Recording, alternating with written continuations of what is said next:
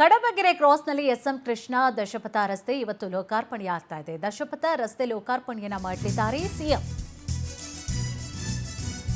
ಕಡಬಗೆರೆ ಕ್ರಾಸ್ನಲ್ಲಿ ಎಸ್ಎಂ ಕೃಷ್ಣ ದಶಪಥ ರಸ್ತೆ ಲೋಕಾರ್ಪಣೆ ಆಗ್ತಾ ಇದೆ. ದಶಪಥ ರಸ್ತೆ ಲೋಕಾರ್ಪಣೆಯನ್ನ ಮಾಡಲಿದ್ದಾರೆ ಸಿಎಂ ಅವರು.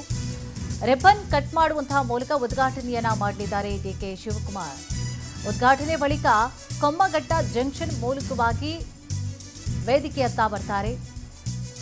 ಎಸ್ಎಂ ಕೃಷ್ಣ ರಸ್ತೆಯಲ್ಲೇ ಸಾಗಲಿದ್ದಾರೆ ಸಿಎಂ ಡಿಕೆ ಶಿವಕುಮಾರ್ ಅವರು.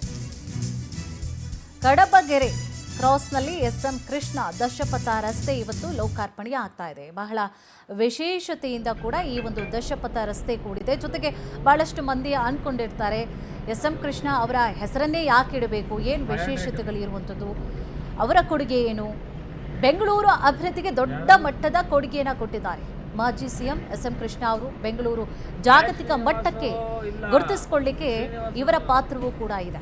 ಮುಖ್ಯಮಂತ್ರಿ ಆಗಿದ್ದಂಥ ಅವಧಿಯಲ್ಲಿ ಎಸ್ಎಂ ಕೃಷ್ಣ ಅವರು ಬೆಂಗಳೂರಿನ ಐಟಿ ಮತ್ತು ಬಯೋಟೆಕ್ನಾಲಜಿ ಕ್ಷೇತ್ರದ ಜಾಗತಿಕ ಕೇಂದ್ರವನ್ನಾಗಿ ರೂಪಿಸುವಲ್ಲಿ ಪ್ರಮುಖ ಪಾತ್ರವನ್ನು ಕೂಡ ವಹಿಸಿದರು. ಇದೇ ವಿಚಾರಕ್ಕೆ ಸಂಬಂಧಪಟ್ಟ ಹಾಗೆ ಹೆಚ್ಚಿನ ಮಾಹಿತಿಯನ್ನು ಕೂಡ ನೀಡ್ತಾ ಹೋಗ್ತಾರೆ ನಮ್ಮ ಪ್ರತಿನಿಧಿ ಸುಷ್ಮಿತಾ. ಸುಷ್ಮಿತಾ, ಎಷ್ಟು ಗಂಟೆಗೆ ಲೋಕಾರ್ಪಣೆ ಆಗ್ತಾ ಇದೆ? ಇನ್ನು ಕೂಡ ಸಿಎಂ ಅವರು ಬಂದಿಲ್ವಾ? ಜೊತೆಗೆ ಈ ಒಂದು ದಶಪಥ ರಸ್ತೆಯ ವಿಶೇಷತೆಗಳೇನು, ಜೊತೆಗೆ ಎಸ್ಎಂ ಕೃಷ್ಣ ಅವರ ಹೆಸರನ್ನೇ ಇಡ್ಲಿಕ್ಕೆ ಕಾರಣ ಏನು, ಏನಿದೆ ಕಂಪ್ಲೀಟ್ ಮಾಹಿತಿ? ಎಸ್ ಕುಸುಮ, ಬಹು ನಿರೀಕ್ಷಿತ ಬೆಂಗಳೂರಿನ ಜನರು ಏನ್ ಕಾಯ್ತಾ ಇದ್ದು ದಶಪಥ ರಸ್ತೆ, ಅದು ಕಡಬಗೆರೆಯಲ್ಲಿ ಇವತ್ತು ಲೋಕಾರ್ಪಣೆ ಆಗ್ತಾ ಇದೆ. ಸದ್ಯ ನಾನು ಇವಾಗ ಆ ಒಂದು ರಸ್ತೆ ಮುಂಭಾಗದಲ್ಲೇ ಇದ್ದೀನಿ. ಇಲ್ಲಿ ನೀವು ಗಮನಿಸ್ತಾ ಇರ್ಬೋದು, ಇನ್ನೇನು ಕೆಲವೇ ಹೊತ್ತಿನಲ್ಲಿ ಸಿಎಂ ಡಿಕೆ ಶಿವಕುಮಾರ್ ಅವರು ಈ ಒಂದು ರಸ್ತೆಯನ್ನ ಉದ್ಘಾಟನೆ ಮಾಡಲಿದ್ದಾರೆ. ಹಾಗೆ ಬಹಳ ವಿಶೇಷತೆ ಏನು ಅಂತ ಹೇಳಿದ್ರೆ, ಈ ಒಂದು ರಸ್ತೆ ಏನಿದೆ, ಈ ಒಂದು ರಸ್ತೆ ಸರಿಸುಮಾರು 10 ಕಿಲೋಮೀಟರ್ ಅಷ್ಟು ಉದ್ದ ಇರುವಂತಹ ಮೇಜರ್ ಆರ್ಟಿಎಲ್ ರೋಡ್ ಆಗಿರುವಂತದ್ದು. ಹಾಗೆ ಈ ಒಂದು ರಸ್ತೆಯನ್ನ ನಿರ್ಮಾಣ ಮಾಡಿರುವಂತದ್ದು ಬಿಡಿಎ. ಸುಮಾರು 320 ಅಡಿ ಅಗಲ ಇದೆ. ಹಾಗೆ ಅತಿ ಉದ್ದದ ಈ ರಸ್ತೆ ಆಗಿದ್ರೂ ಕೂಡ ಇದಕ್ಕೆ ಯಾವುದೇ ರೀತಿ ಟೋಲ್ ಅನ್ನ ಕಟ್ಟುವಂತಿಲ್ಲ. ಆದ್ರೆ ಇದರ ಇನ್ನೊಂದು ವಿಶೇಷತೆ ಏನು ಅಂತ ಹೇಳಿದ್ರೆ, ಈ ಒಂದು ರಸ್ತೆಗೆ ಮಾಜಿ ಸಿಎಂ ಎಸ್ಎಂ ಕೃಷ್ಣ ಅವರ ಹೆಸರನ್ನ ಇಟ್ಟಿರುವಂತದ್ದು. ಅಂದ್ರೆ ಬೆಂಗಳೂರಿನ ಅಭಿವೃದ್ಧಿಗೆ ಎಸ್ಎಂ ಕೃಷ್ಣ ಅವರು ತಾವು ಸಿಎಂ ಆದಂತಹ ಸಂದರ್ಭದಲ್ಲಿ ಸಾಕಷ್ಟು ಕೊಡುಗೆಗಳನ್ನ ಕೊಟ್ಟಿದ್ದಾರೆ. ಅದರ ಜೊತೆಗೆ ಬೆಂಗಳೂರು ಜಾಗತಿಕ ಮಟ್ಟದಲ್ಲಿ ಗುರುತಿಸಿಕೊಳ್ಳಲಿಕ್ಕೆ ಎಸ್ಎಂ ಕೃಷ್ಣ ಅವರ ಪಾತ್ರ ಪ್ರಮುಖ ಆಗಿರುವಂತದ್ದು. ಹಾಗೆ Bengaluru IT BT city biotechnology ಹಾಗೆ ಸಾಕಷ್ಟು ಕಂಪನಿಗಳು ನಮ್ಮ ಬೆಂಗಳೂರಿಗೆ ಬಂದು ಸ್ಥಾಪನೆ ಆಗಬೇಕು ಅಂತ ಹೇಳಿದ್ರೆ ಅದರಲ್ಲಿ ಪ್ರಮುಖ ಪಾತ್ರ ವಹಿಸಿದವರು ಎಸ್ಎಂ ಕೃಷ್ಣ ಅವರು. ಹಾಗೆ ಬೆಂಗಳೂರಿನ ಅಭಿವೃದ್ಧಿಗೆ ಮೂಲಭೂತ ಸೌಕರ್ಯಕ್ಕೆ ಹೆಚ್ಚಿನ ಒತ್ತನ್ನ ಕೊಟ್ಟಿದ್ರು. ಹೀಗಾಗಿ ಇವರ ಹೆಸರನ್ನ ಈ ಒಂದು ರಸ್ತೆಗೆ ಇಟ್ಟಿರುವಂತದ್ದು. ಇನ್ನೇನು ಕೆಲ ಹೊತ್ತಿನಲ್ಲಿ ಈ ಒಂದು ರಸ್ತೆಯನ್ನ ಸಿಎಂ ಉದ್ಘಾಟನೆ ಮಾಡ್ತಾರೆ. ನೀವು ಗಮನಿಸ್ತಾ ಇರಬಹುದು, ಸಾಕಷ್ಟು ಜನರು ಬಂದಿದ್ದಾರೆ. ಅದರಲ್ಲೂ ಕೂಡ ಪ್ರಮುಖವಾಗಿ 10 ಕಿಲೋಮೀಟರ್ ವರೆಗೂ ಕೂಡ ಯಾವುದೇ ರೀತಿ ಟ್ರಾಫಿಕ್ ಇರೋದಿಲ್ಲ, ಯಾವುದೇ ರೀತಿ ತೊಂದರೆ ಆಗೋದಿಲ್ಲ. ಎಲ್ಲ ಜನರು, ಈ ಭಾಗದ ಜನರು, ಮಾಗಡಿ ಸುತ್ತಮುತ್ತಲಿನ ಜನರು ಈ ಒಂದು ರಸ್ತೆಯ ಉದ್ಘಾಟನೆ ಯಾವಾಗಪ್ಪ ಆಗುತ್ತೆ ಅಂತ ಹೇಳಿ ಕಾಯ್ತಾ ಇದ್ರು.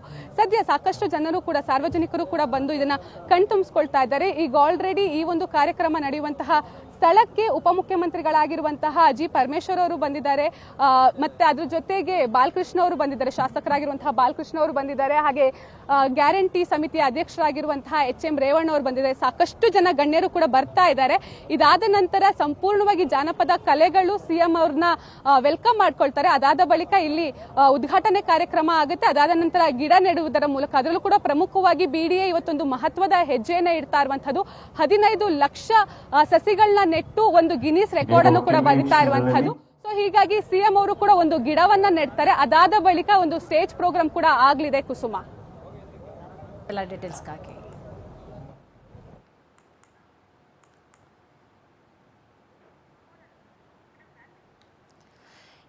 ದಶಪಥ ರಸ್ತೆಯನ್ನು ಕೂಡ ಗಮನಿಸ್ತಾ ಇದ್ರಿ. ಬಹಳ ವಿಶೇಷತೆಗಳಿಂದ ಕೂಡ ಈ ಒಂದು ರಸ್ತೆ ಕೂಡಿದೆ. ಜೊತೆಗೆ 1 ಅವರ್ ಏನು ತಗೊಳ್ತಾ ಇತ್ತು, ಮೈಸೂರಿನಿಂದ ಮಾಗಡಿ ರಸ್ತೆಗೆ 1 ಅವರ್ ಟೈಮ್ ಆಗ್ತಾ ಇತ್ತು. ಬಟ್ ಈಗ ಜಸ್ಟ್ ಒಂದು 15 ಮಿನಿಟ್ಸ್ನಲ್ಲೇ ನೀವು ರೀಚ್ ಆಗ್ಬೋದು. ಅಂದರೆ ಜನರಿಗೆ ಎಷ್ಟು ಉಪಯುಕ್ತ ಆಗ್ತಾ ಇದೆ, ಪ್ರಯಾಣಿಕರಿಗೆ ಅನ್ನೋದನ್ನ ಕೂಡ ಗಮನಿಸ್ಬೋದು. ಬಹಳ ಅದ್ಭುತವಾಗಿ ರಸ್ತೆ ಮಾತ್ರ ಕಾಣಿಸ್ತಾ ಇದೆ. ಮುಂದಿನ ದಿನಗಳಲ್ಲೂ ಹೀಗೆ ಇದ್ರೆ ಇನ್ನೂ ಖುಷಿ. ಜೊತೆಗೆ ಹೀಗೆ ಟೈಮಿಂಗ್ಸು ಕೂಡ ಸೇವ್ ಆಗ್ತಾ ಇದ್ರೆ ಜನರಿಗೂ ಕೂಡ ಖುಷಿ ಆಗುತ್ತೆ.